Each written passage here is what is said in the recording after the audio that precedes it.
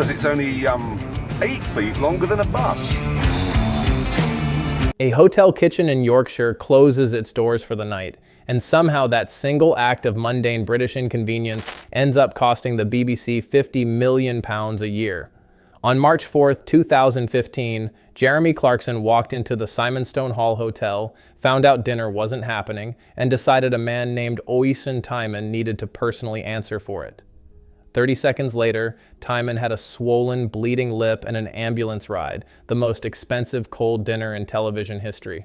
3 weeks after that, Clarkson was gone. Within days, so were his co-hosts. Within months, so was the version of Top Gear that 350 million people across more than 200 territories had tuned into, a show that built its entire global empire on the promise that there were no rules.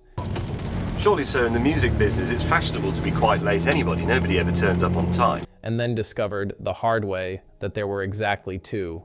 Don't hit the crew, and don't let the BBC find out twice. Here's the part that makes this story worth telling. That punch wasn't the beginning of the problem. It was just the moment the cameras finally caught what had been building for years. One near diplomatic incident at a time, while the BBC kept cashing the checks and hoping nobody important was watching. So let's rewind. Because before there was a fist, there was an empire built entirely on a man who never learned where the line was. What was that? Which, as it turns out, was the whole appeal right up until it wasn't. Believe it or not, Top Gear started out as the kind of show you'd put on specifically to fall asleep faster. Back in 1977, it was regional BBC consumer advice, tire pressure, road safety, the televised equivalent of a leaflet. For 2 decades, it limped along, hosted by a rotating cast nobody outside Britain could name. So we're crabbing rather Well, I can't because your will thing is a bit... Until even that mild appeal evaporated and the BBC pulled the plug in December 2001. Enter Jeremy Clarkson, a motoring journalist with the subtlety of a sledgehammer, and producer Andy Willman, who looked at the corpse of a tire pressure show and decided the fix wasn't better cars. It was worse behavior. Ditch the consumer advice, add a studio audience, outrageous challenges, and a mysterious helmeted driver who never spoke, absurd enough that they just called him the Stig and let the mystery do the marketing. On October 20th, 2002, the new Top Gear premiered with Clarkson, Richard Hammond, and a third presenter. Yeah. You press that button if you want to talk to me. If it starts to rain, don't press it because you'll get electrocuted. Who lasted exactly 1 season before James May took his seat, and the trio that would define a generation of car television, and eventually torch most of it, was complete. What followed wasn't a slow climb, it was a detonation. There's no point going, I bought my George, it's from Asda. You've got a George car. Races against fighter jets, a Bugatti outrunning a private plane across Europe. Within a few years, Top Gear wasn't selling cars so much as it was selling 3 men being chaotic together, which turned out to be a far more profitable export than the actual vehicles ever were. The show's commercial arm pulled in £149 million in revenue by 2013. Behold, the Maserati. It's a Maserati. And Clarkson's own personal cut of that, several million a year, came not from being a good driver, but from being just reckless enough to be must-watch television. A show that claimed to be about cars had quietly become a show about how far one man could push his luck before somebody made him stop. Nobody was checking yet. They would be soon.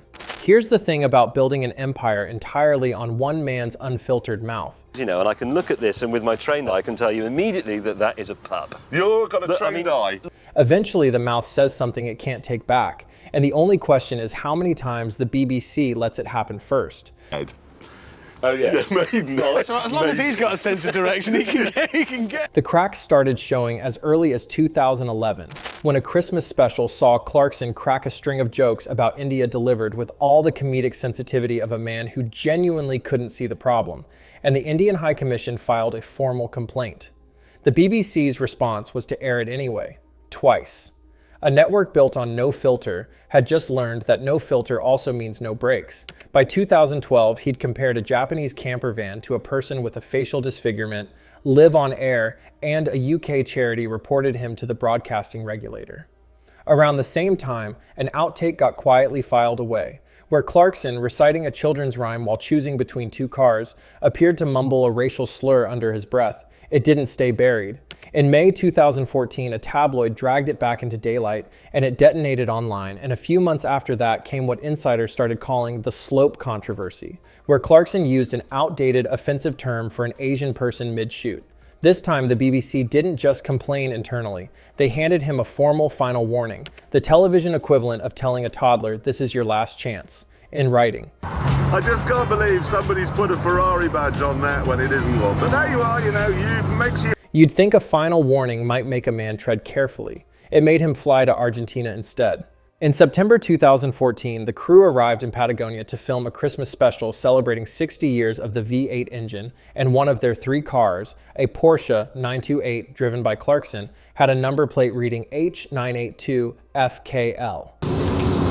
We were stuck behind a tractor earlier on that was doing 50. To British eyes, it meant nothing. To Argentinians who fought a war over the Falkland Islands in 1982, it read like a calculated insult: 1982, FKL, Falklands, 3 letters and 4 digits doing more diplomatic damage than the entire script. The plate had genuinely belonged to that exact car since 1991. A coincidence so improbable the BBC Trust later cleared the show of deliberately staging it. Argentina wasn't interested in technicalities. Within days, the crew were trapped in a hotel as protesters, including actual Falklands War veterans, gathered outside with a van reading, "The Falklands are Argentinian."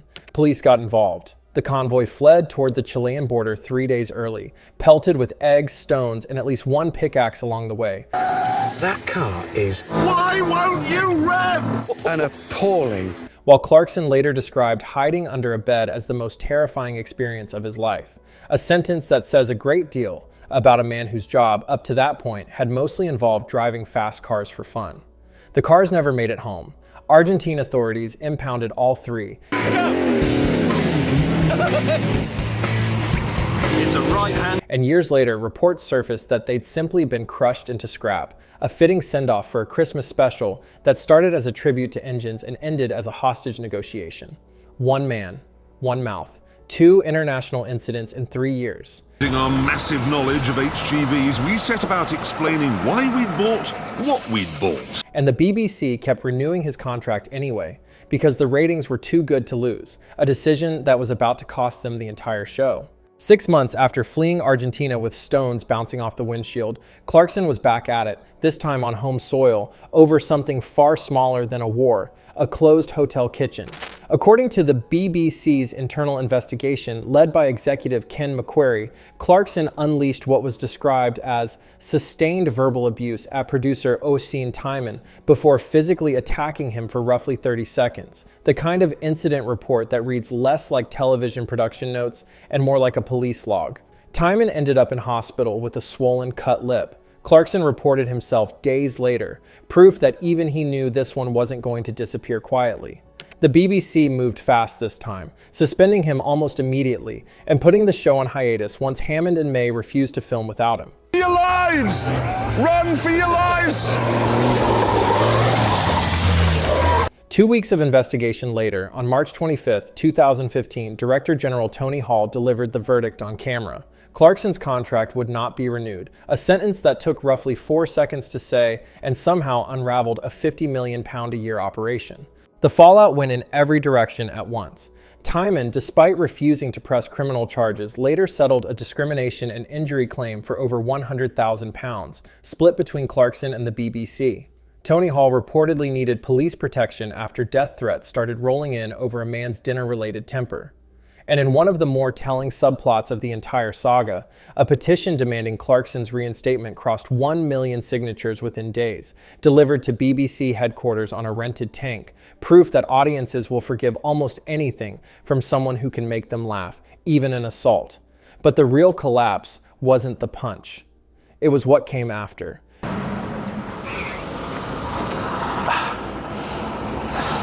Within weeks, Hammond and May announced they wouldn't continue without him. Executive producer Andy Willman walked too. In one stretch of bad press, the BBC didn't just lose a presenter, they lost the entire creative engine behind the most valuable factual format on television, and were left holding a brand with no one left who knew how to drive it. The trio resurfaced within months at Amazon, launching the Grand Tour, essentially Top Gear, with the serial numbers filed off and a streaming budget behind it. The audience followed almost immediately, which left the BBC with an empty format, a famous name, and the very expensive problem of trying to replace Lightning that had already left the building. That problem turned out to be unsolvable. What followed Clarkson's exit reads less like a comeback story and more like a slow-motion car crash spread across 3 separate vehicles. Oh my God. He has achieved 30. I felt like this since I was a very small boy. Which, given the subject matter, feels almost too on the nose. First up, radio host Chris Evans, hired in 2016 to fill shoes that were never going to fit. Critics described him as visibly anxious, overcompensating, chasing a chemistry that simply wasn't there to chase. He lasted 1 season, and the audience seemed relieved when he left, which is not generally the review a flagship presenter hopes for. Next came Matt LeBlanc. Yes, that Matt LeBlanc, treating Top Gear like a fun weekend hobby rather than a job he needed. He brought genuine charm, lasted 3 seasons, longer than Evans, but never reignited the cultural moment the original trio had. And in 2018, citing time away from his family, he stepped down too. Then the BBC tried a third lineup: Chris Harris, Paddy McGuinness, and former England cricketer Freddie Flintoff. This one actually worked. Ratings climbed, the chemistry felt real, and for a moment it looked like the franchise might claw its way back from 3 years of trying on other people's personalities. Then, on December 13th, 2022, the format claimed its most serious victim yet. During filming at Dunsfold Aerodrome, Flintoff was involved in a near-fatal crash, suffering broken ribs and serious facial injuries. The BBC didn't pull the plug right away. They let the investigation run for 3 months before officially halting production on March 24th, 2023, plenty of time to find out exactly how close the format had come to a fatality. By October, the BBC had reportedly settled with him for around £9 million. In November 2023, they made it official. Top Gear was being rested for the foreseeable future, which is corporate for, we are never doing this again, but our lawyers won't let us say so. So here's the punchline nobody saw coming back in 2015. And finally, Hammond arrived.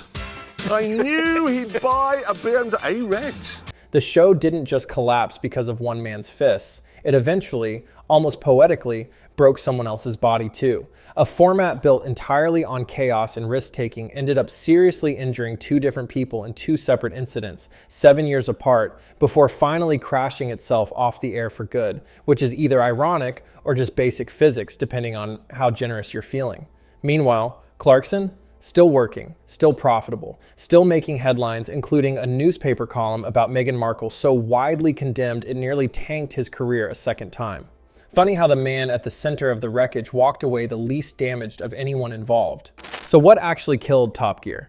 Not one punch, not one crash. A format that sold itself as pure, unscripted chaos turned out to need exactly the kind of accountability it spent 20 years bragging about not having. And by the time anyone enforced it, there was nothing left to save. The racist jokes got a pass because the numbers were good. The Argentina incident got buried because the show needed its Christmas special. A final warning somehow still ended with a man in a hospital bed. By the time the BBC finally acted, they weren't disciplining a problem. They were watching their entire format walk out the door behind it, and they spent 8 years and 2 more bodies finding out there was no replacing it.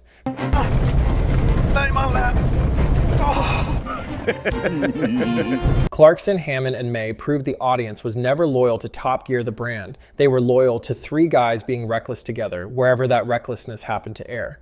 The BBC paid for that lesson 3 reboots and 2 serious injuries later. Top Gear isn't officially dead, the BBC still calls it resting. But after a fist, a crash, and a decade of looking the other way, resting might just be the politest word British television has for we are never doing this again. Like, subscribe, and tell us which reality show deserves to follow Top Gear into an indefinite, suspiciously permanent nap.